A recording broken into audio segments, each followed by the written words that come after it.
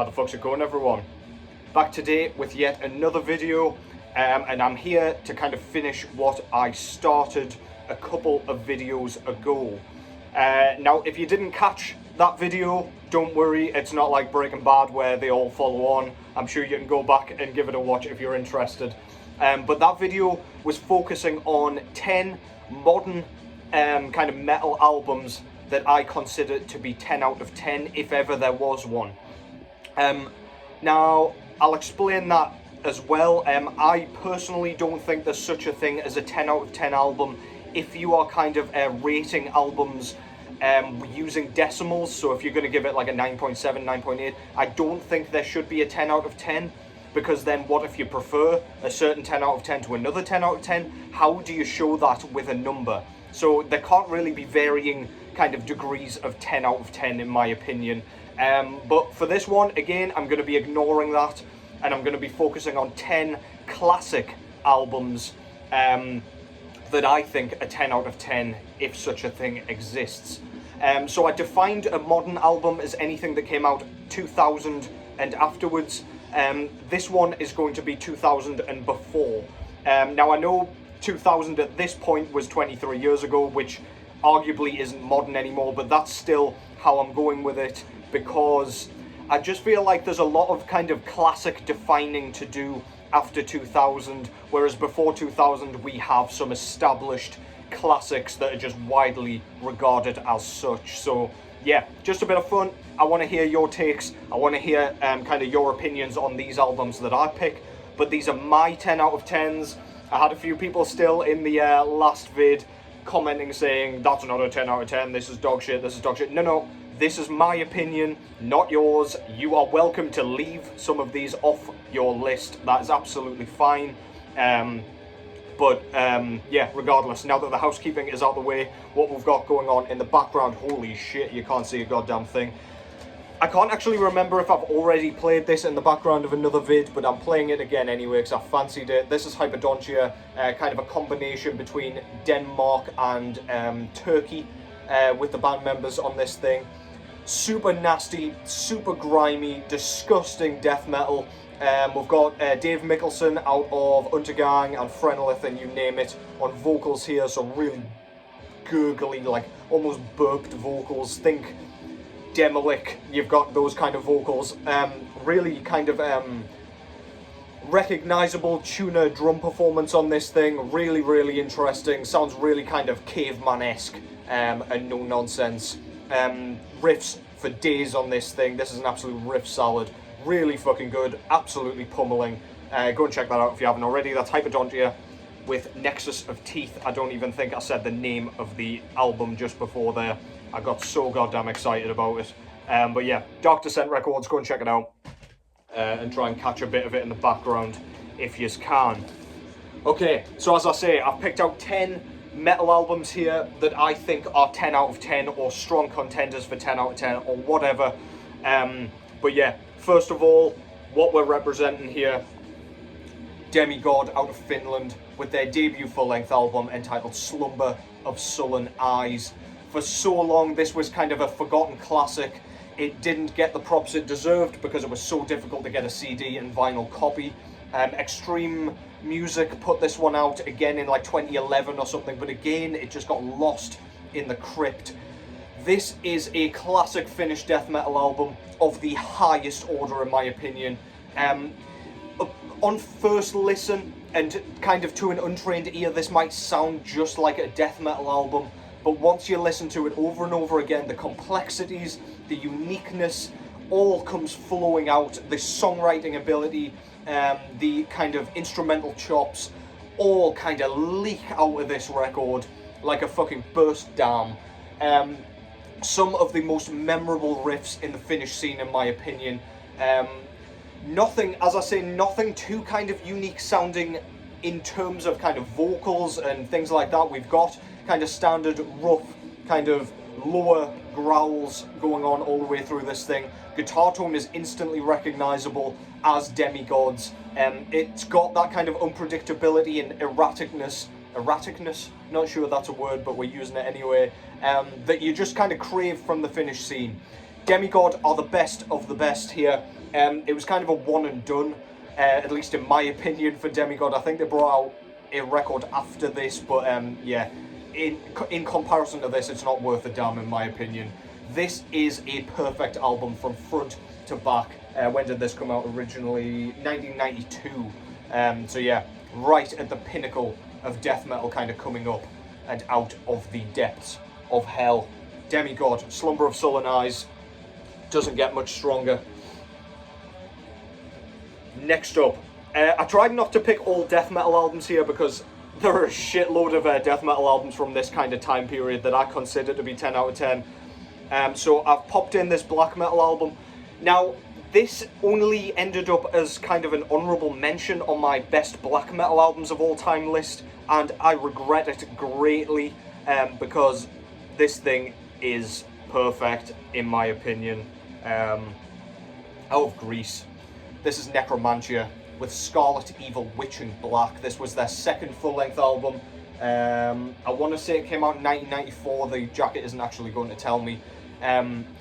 This is an outstanding, incredibly unique record that I just can't get enough of. It gets better every time I put it on.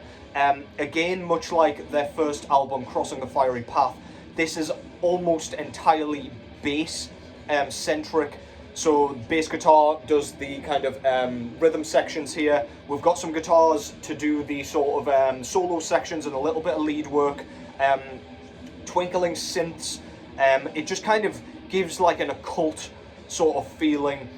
Really nasty, kind of high-pitched, snarled vocals. The very same kind of vocals that we get on the second Rotting Christ album, I believe. Our guy did vocals on that one. Just a unique album, man. It's got such a, like, recognizable kind of rumbling, sort of buzzing sound. It just provides a layer of fuzz that is just unlike anything else. Just so well written, so well performed, so underappreciated, and just, it sounds evil, it sounds wicked. It gives across the vibe of whatever the fuck's going on here, whatever Lovecraftian monstrosities are going on here. That little guy looks kind of like the slug you turn into at the end of Bloodborne, if you pick the right ending, spoiler alert. But yeah, just an almighty album. Again, just malevolent in every sense of the word, and 10 out of 10 for me. That's Necromantia, Scarlet, Evil, Witch and Black. The only black metal album on this particular list that I've compiled here. Next up is a band that I don't think you'll be too surprised to see this thing here. This is Immolation out of New York with their second full-length album, Here and After. Very nearly included Dawn of Possession. However, I feel like this is where Immolation came into their own sound. They kind of emphasized the erratic nature of their stop-start riffing, the pummeling blast beats. Ross Dolan's vocals are at the peak of their powers on this thing. It's just a perfect album in terms of songwriting as well. I feel like Dawn of Possession, although I could consider that a 10 out of 10, I feel like you can almost hear the imperfections, as in they're trying to learn, trying to come up with their own kind of niche. Whereas this one, I feel like they come in with all confidence, all guns blazing, and just come out with an absolutely phenomenal piece of music.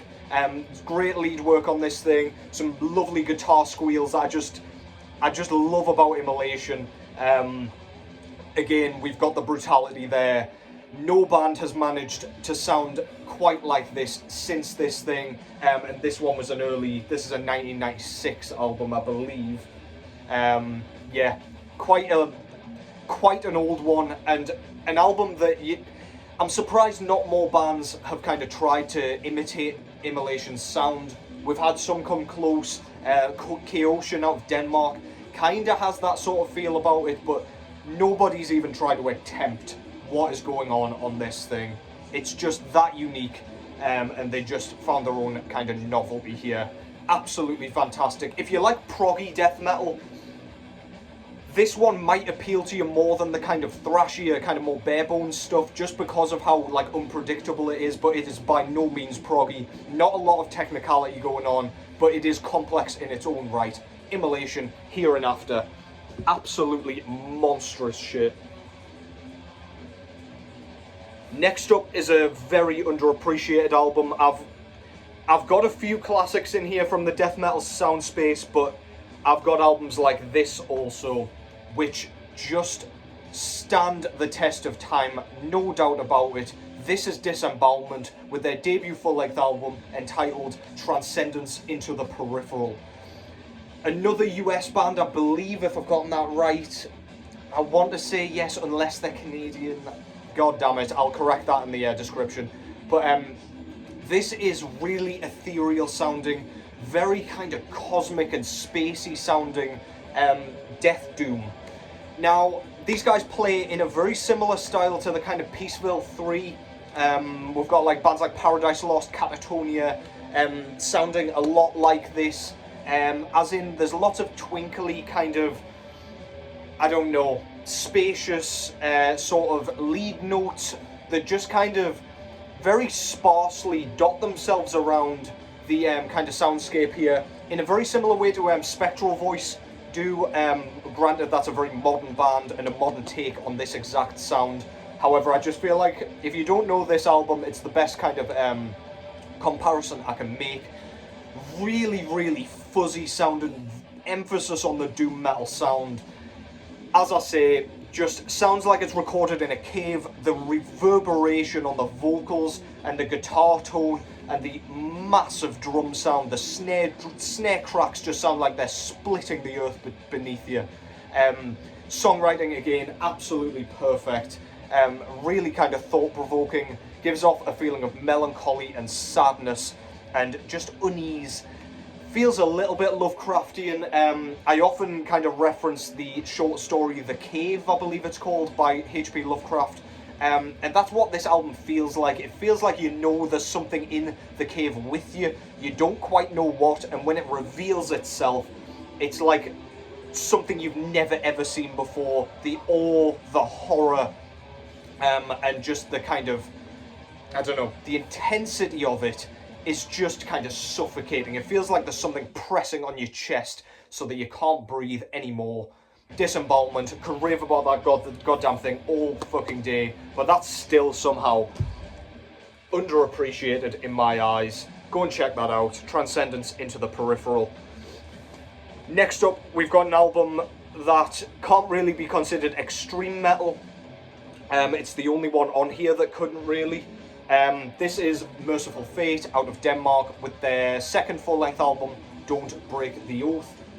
This one came out in 1984. This is traditional heavy metal. Granted, these guys were kind of seen as a first-wave black metal band, and I can kind of see why. However, that sort of opinion hasn't really stood the test of time now that we know what black metal turned into. You can't hear any like Mayhem or Burzum or Immortal, Dissection, anything like that in here. This is just a staple traditional heavy metal album.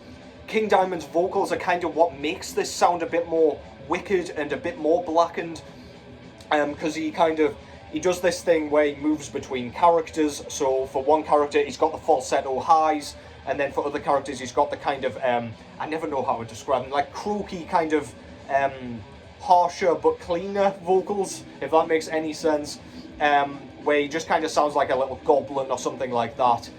Really cool. Lyricism's awesome. The musicianship is spectacular, and I really feel like this album was written to kind of accommodate for King Diamond's really unique, kind of almost offbeat sort of vocal melodies and hooks. Every track is a banger, every track's memorable. A Dangerous Meeting, the first track on here, is one of my favourite tracks of all time. And Night of the Unborn as well, the vocal hook on that thing for the chorus is absolutely mind-melting. Fantastic shit, solos for days, complex drum work, just a perfect traditional heavy metal album for me. Doesn't come across as cheesy like a lot of heavy metal albums do, which is why I don't kind of gravitate towards that sound quite as much as the extreme stuff, but Mercyful Fate scratches that itch perfectly. Perfect album, 10 out of 10. Don't break the oath. Go and check it out. Okay, next up, you won't be surprised to see this thing here.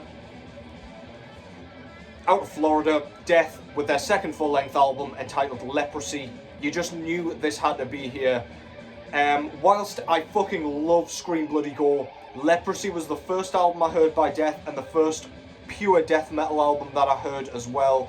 Just kind of bought it based on the artwork, and I've not looked back since. This is kind of proto-death metal, arguably, now that we know what death metal is supposed to sound like, or what it does sound like nowadays. No blast beats on this thing, very thrashy. It's death thrash in its kind of purest, most kind of the grittiest form it can come in. It's ditched a lot of thrash metal kind of production and like song structuring for that kind of death metal style. The detuned guitars mainly, and Chuck Schuldina's kind of raspy screams, some of the most horrifying screeches, like kind of described by a horrifying kind of voice crack there, sound like he's just tearing his throat out of his neck. Absolutely horrifying, like on Left to Die, where he just comes back in after the solo section with just, it just sounds like his voice box is bleeding with each kind of note and each passing second that raspy scream kind of emanates from his voice.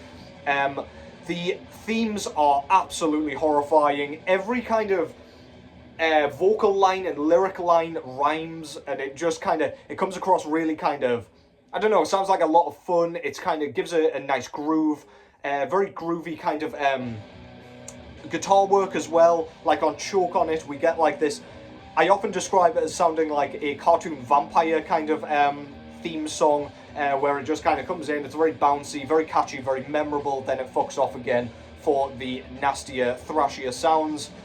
We've got an incredible drum performance on this thing. We've got some amazing lead work, like on Born Dead, the like little kind of solo section again, straight after the first verse. Double bass work on the pull the plug track is just, I don't know, just kind of goes straight through you. You can feel it rumbling and vibrating through your core. This is just the defining death metal album for me. Absolutely fantastic. I could rave about this thing all day, whether with nonsense or otherwise, but yeah, Death Leprosy, I am just in love with that thing. Eternally holds up still to this day, and I can't get enough of it. Next up is the album that this very channel is named after, of course. The album I'm talking about is Altars of Madness by Morbid Angel from 1989. This is kind of the epitome of that kind of evil death metal sound. Unlike the kind of death discography, this has very little light left in it. This was kind of the birth of blast beats as well, or at least their kind of demo work was prior to this, but this was the first kind of full-length album where we really saw that sound utilised. Most of these tracks are blast beat centric. We've got David Vincent's fantastic bass work and kind of vocal work here. He sounds so evil. His vocal flows are very fast-paced, very lyric-heavy. There is still kind of an element of thrash to it, as lots of albums around that time did kind of retain. However, there's just something evil about this. The guitar tone, especially the lead guitar tone, is just like, it sounds like it's summoning something and you're getting sucked into a kind of infernal void with every track. But it's still, despite its blistering nature and its kind of nastiness almost, every track is memorable. It's got kind of choral hooks like Maze of Torment, things like that, just Immortal Rites. Everything is just catchy, memorable, yet evil, visceral, and kind of challenging, especially for the time. This is an absolutely astonishing album that still holds up. Bands are still trying to copycat this sound to this day, and they just can't quite do it like this. Morbid Angel, Altars of Madness. We at Altars of Madness fucking love that thing. We've only got death metal left, so strap yourselves in. A bit more of a kind of unknown one here. This is Catacomb, I've cheated a little bit here because this is a kind of demo compilation, but there is another demo compilation coming up that I consider to be 10 out of 10 as well. This band's based out of France, and this is the In the Maze of Kadath and Lurker at the Threshold kind of demo compilation, if you will. This is kinda murky, lo-fi, of course Lovecraftian themed death metal. The production here just kind of shrouds this thing in a layer of fog. However, yet they somehow still manage to get their entire kind of instrumental prowess through into your eardrums. It's just got a really uneasy feeling, like Cthulhu. You can see Cthulhu coming over the horizon towards you. You can't do anything about it. He has been summoned, and he is coming to kind of take you away, put you in an eternal dream state, and just kind of relinquish you from mortality. It just feels so creepy. The drum work is splendid, sits right at the forefront of the mix. Lots of dense solos on here, but the solos, unlike on a lot of albums where they just kind of function as space fillers, they really kind of hold a lot of melody, a lot of kind of character on this thing. Everything's kind of really recognizable as well. It's one of those things where you'll get a solo stuck in your head and you'll wonder where the fuck you got that from, which album was that on, and you better believe a lot of them will come from the depths of this horrific cosmic beast. Yeah, every track on here is fantastic. Love the synth work. There's a bit of piano or keyboard work on this thing as well. The synths are glorious. Again, they give off kind of like a horror vibe.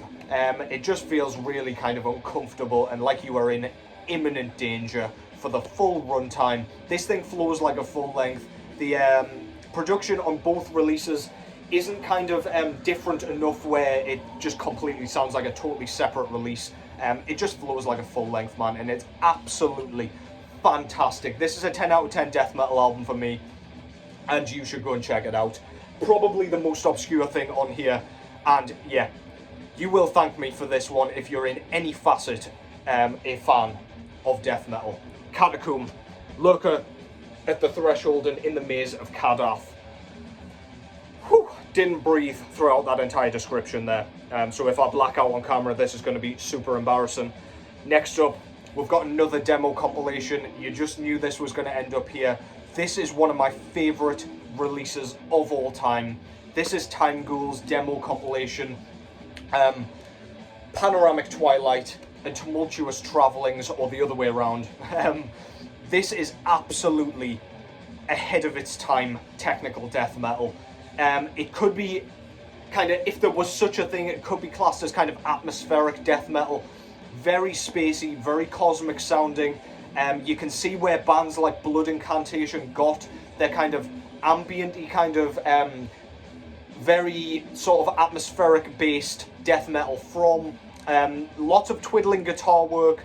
The clean vocals on this thing kind of just tell a story. You can hear all the lyrics coming through. It just makes you feel like you're being taken into a different world and realm, and like time doesn't exist anymore. You were just kind of suspended in the time warp. This is just immense. As I say, the technicality of it just bends your mind. It just melts your face, and it is absolutely stellar shit. Solo works great. We've got a few fantastic kind of sections where the vocals just make you want to scrunch your face up. He doesn't sound human, although he's still enunciating everything he's saying, so you can still get lost in the kind of concept here. But yeah, again, both of these kind of releases, although they tell a different story, they can merge into one beautiful whole. It works as a full length absolutely splendidly. Again, the productions are not too dissimilar, so you can, so you can still fully get lost in this thing. Yeah, the use of clean vocals is really creepy. Again, not very conventionally good clean vocals, however, they work absolutely perfectly here. He sounds helpless and like he knows death is coming. He doesn't know quite how it's coming, but he's just completely, he's lost all hope. Timeghoul, Tumultuous Travellings, and Panaramic Twilight, one of my favourite releases of all time. One of those albums that just makes me ramble incessantly without having a point about where I'm going. It just makes me feel, man. Feels like you're in goddamn space and there is no escape. You are going to be fucking crushed by the void. And the last album that I'm going to put on here, 10 out of 10 for me, no question about it. Every time I spin this, I can't believe just how it sounds. This is Asphyx with their second full-length album entitled Last One on Earth. This is monstrous death doom metal of the highest order. Emphasis on the death metal, I would argue. Again, no blast beat sections. It's very kind of thrash, kind of beat heavy. Lots of crawling sections, but the sound of the guitars, the rhythm guitars, the kind of fuzziness coming out of them just makes it just fills this album with like a white noise or static, and it feels like your ears are going to explode. It's just unbelievable that they managed to make a guitar sound like this, but then you can hear the riffs kind of poking out just with like slight riff changes and variations that kind of come out of nowhere, and you just, I don't know, it just makes you want to crush whatever's in your hand at the time. Just make sure it's not a glass of water or something, because you'll fucking shred your hand. Yeah, Martin van Druenen's vocals sound pained, helpless, horrifying on this. He's at the peak of his powers on this thing, although he was fantastic on the rack as well. Yeah, man, just absolutely fantastic. Nothing too complex. I don't know how they managed to kind of perfectly balance the doom sound and the death metal sound, but they really manage it on here. I'm ranting so much that I am sweating at this point, so I'm going to leave you with that. That's the Last One on Earth. An absolutely incredible album, and just shout out to Nessie Media for that unbelievable looking disc. Go and check that out. Last One on Earth, Asphyx, and they are the 10 out of 10 classics that I am going to be talking about here, or that I've spoken about here already. There are plenty more that I could consider to be 10 out of 10s. However, they were the ones I just wanted to talk about straight away. Get them out of the way, get them into the void, or get them out into the open, I should say, preferably not into the void, so that you can go and check them out, or check them out again and really appreciate what's going on. I know a lot of those were death metal albums, but I feel like enough kind of distinction between them, where they kind of use different influences, different sounds to make their kind of brand their own unique thing. And yeah, I love all those albums. Whew. So yeah, we are at the end of said video. Let me know what you think of those albums that I've picked. Let me know of your kind of 10 out of 10 albums from kind of 2000s and before. I will be back with a part 2 for both modern and classic at some other point, but I'll kind of give you a rest, leave you with those, and let you check them all out if you haven't already. I'm sure some you will not have, but yeah, that's what I'm here for. Remind you to listen and get you to listen for the first fucking time. Go and appreciate them, go and enjoy, go and fucking buy something. Thank you as always for the support, it's been immense. The last vid garnered a lot more attention and a lot more debate than I was expecting, which was a really nice surprise. Keep them coming. Love to hear your thoughts. But yeah, for now, take care as always, and I will catch you in the next one.